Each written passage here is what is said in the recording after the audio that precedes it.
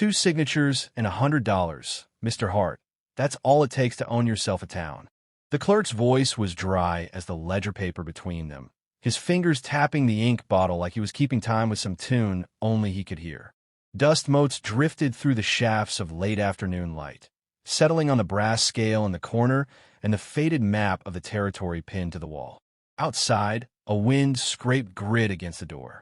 Ezekiel Hart slid the folded bills across the counter without counting them twice.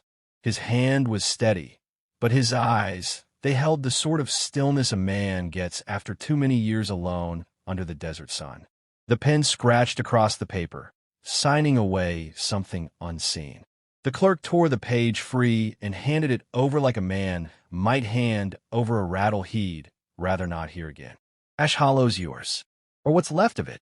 The wind caught the door as Ezekiel stepped outside, slamming it against the wall. The street was empty, the way small desert towns get when the heat presses too heavy for walking. His boots scuffed against boards, then dirt, then boards again as he crossed to the hitching post.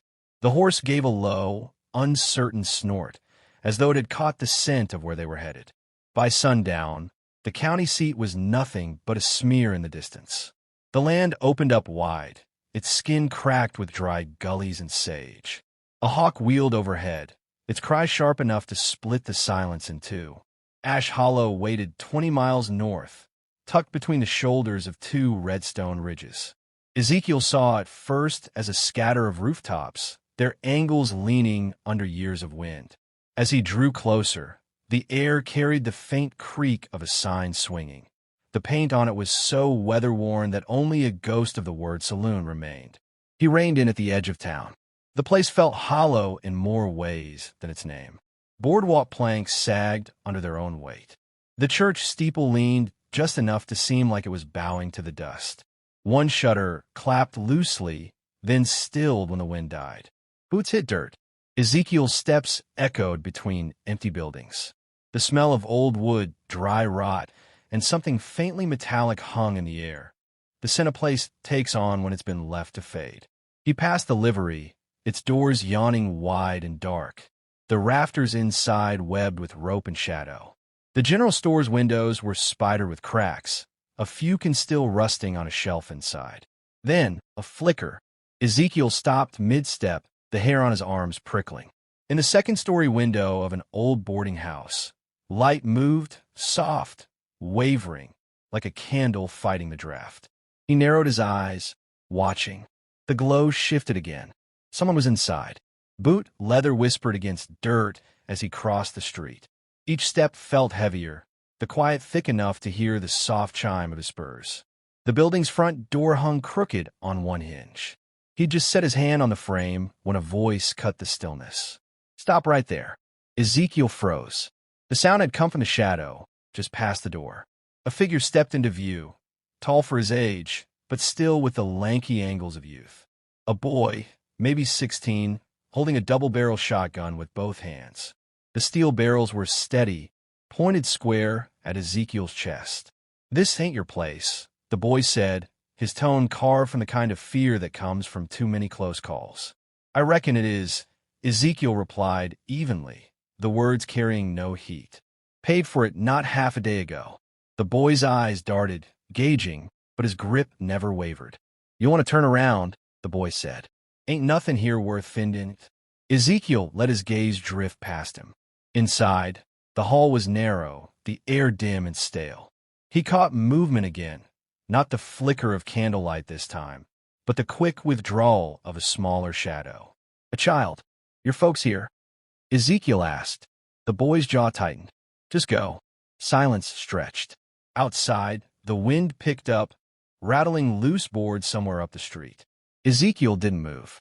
He studied the boy, then the hallway beyond, then the faint outline of a woman further back, a figure still as stone, her face caught between defiance and worry. From somewhere deep in the house, a floorboard groaned. The scent of wood smoke reached his nose, carried on a draft from an unseen room. This was no squatter's camp. They'd been here a while. Finally, Ezekiel eased his hands away from his sides, palms open. "Didn't come to throw anyone out. Just came to see what I bought." The boy's eyes narrowed, suspicion still sharp, but something in his stance loosened, barely. From behind him, the woman's voice came, low and measured. "Let him in, Samuel." The boy hesitated, then shifted the barrels aside, just enough for Ezekiel to step through. The hallway smelled of kerosene and dry bread. Light spilled from a kitchen at the back, where a small girl sat at a table, clutching a chipped mug in both hands. Her eyes were wide, following Ezekiel with the silent intensity of someone taught not to trust strangers. Margaret Callahan, though he didn't know her name yet, stood in the doorway between rooms, a candle in her hand. Its glow caught the lines at the corners of her eyes, the grit in her posture. "You've come a long way for nothing," she said flatly. "Maybe," Ezekiel answered, voice even. He took in the patched curtains, the stove with its slow-burning embers, the worn boots by the door. Signs of staying, not passing through.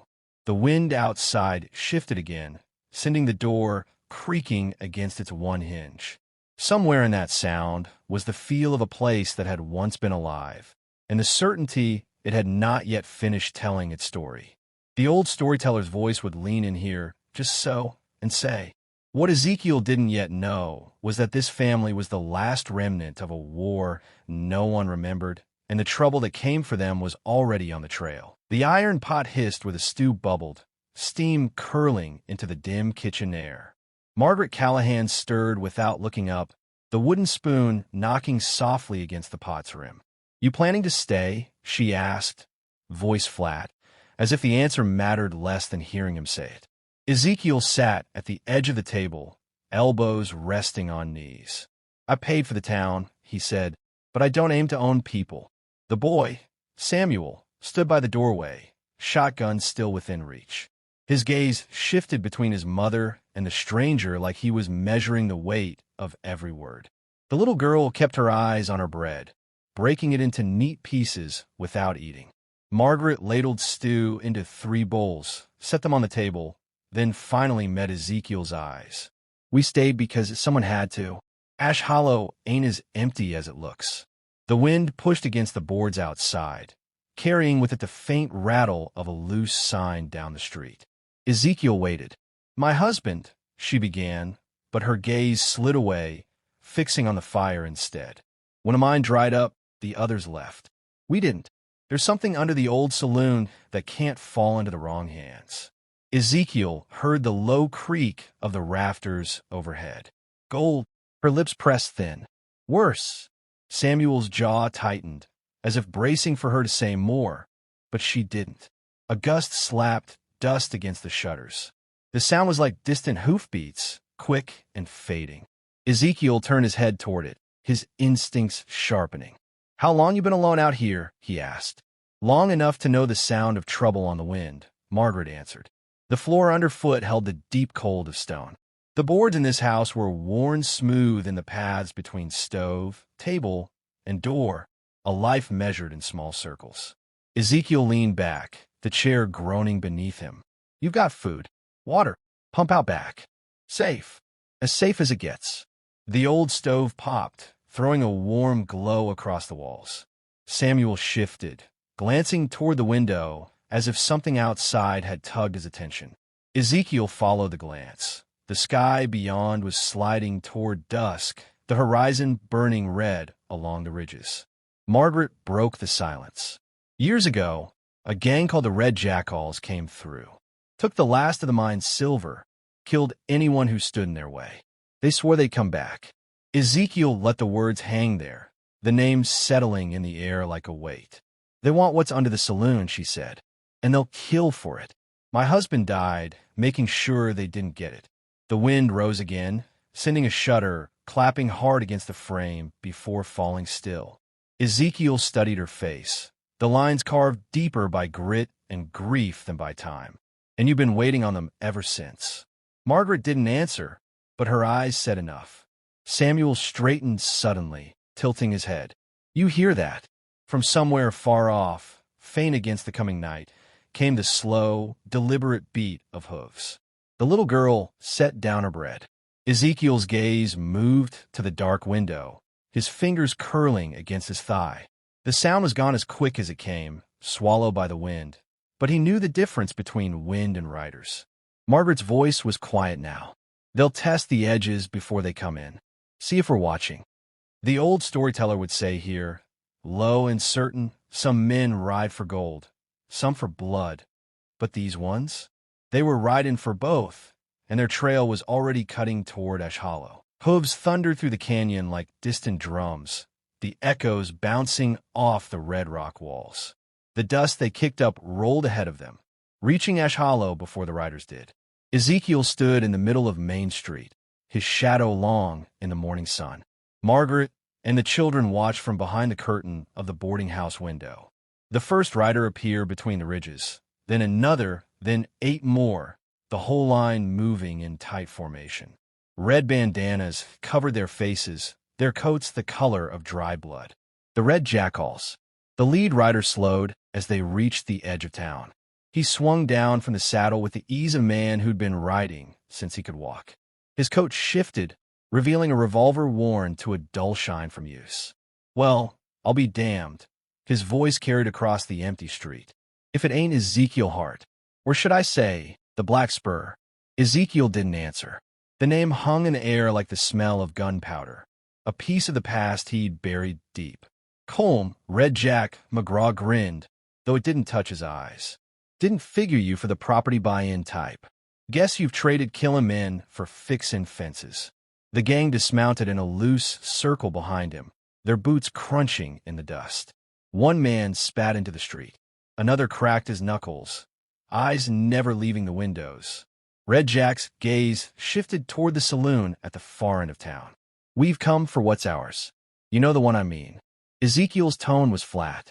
Nothing here's yours. Red Jack laughed, a short, sharp sound.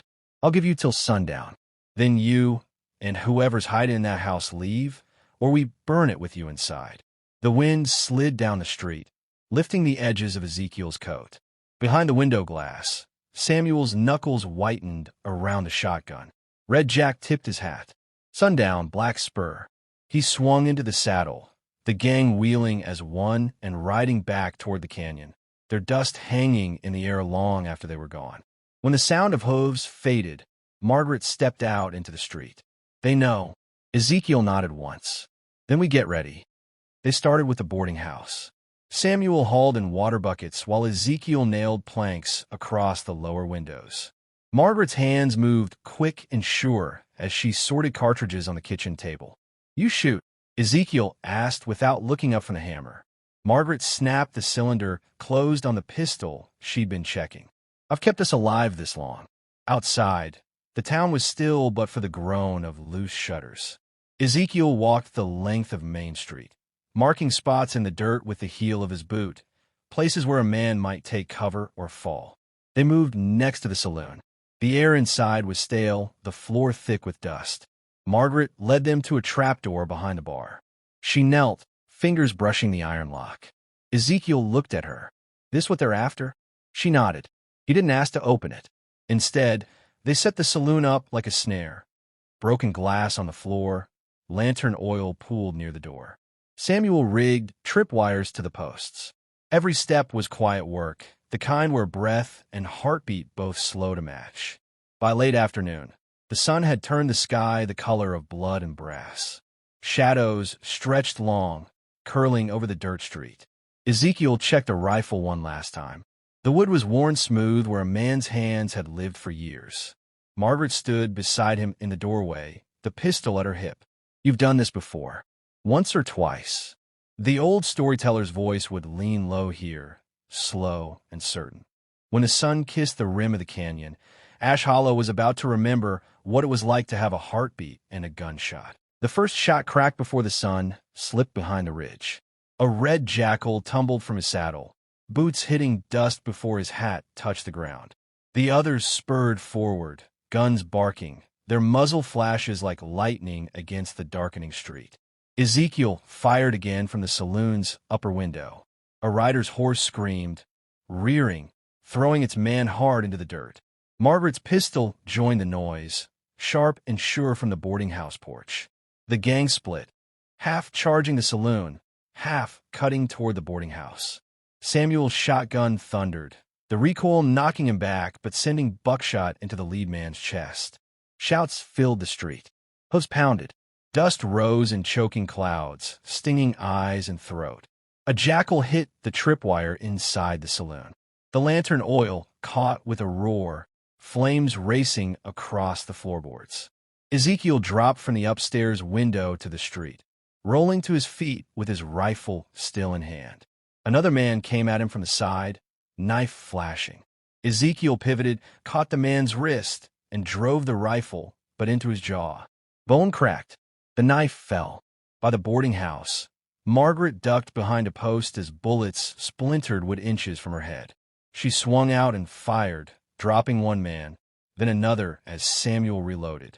The smell of burning pine spread from the saloon, the fire painting the street in gold and shadow. Red Jack rode through the chaos, his eyes locked on Ezekiel. "Black Spur," he shouted, drawing his revolver in a blur. Ezekiel stepped into the center of Main Street, the two men facing each other through the haze. Behind them, the fight raged, but neither looked away. "Should have stayed buried," Red Jack growled. Ezekiel's voice was calm, almost quiet. "Some things don't stay buried." They drew in the same breath. Two shots rang. Dust swirled between them. Red Jack staggered, his revolver slipping from his grip, hitting the street with a flat, heavy thud. He dropped to his knees, then toppled onto his side. The remaining jackals broke, spurring their horses toward the canyon, the sound of retreating hooves fading into the wind. Margaret stepped into the street, smoke curling behind her from the boarding house chimney. Samuel followed, shotgun in hand, his face pale under the soot. Ezekiel stood over Red Jack's body, then turned away, heading for the saloon. Inside, the fire had eaten through the trapdoor. He and Margaret pulled it open together, the heat washing over them. The chest sat in the hollow below, blackened but unburned. Ezekiel stared at it for a long moment before stepping back. "Leave it," he said. Margaret met his gaze, then nodded. Together, they shut the trapdoor and walked away. The flames took the rest. By nightfall, the street was silent again. The saloon was a charred skeleton, the air heavy with smoke and the faint copper tang of blood. Stars broke over the canyon, sharp and cold. The old storyteller's voice would close here, slow and sure. And so Ash Hollow lived on, not on any map, but in the memory of those who still tell this tale by firelight, about the rancher who bought a ghost town for $100 and the family who refused to let it die.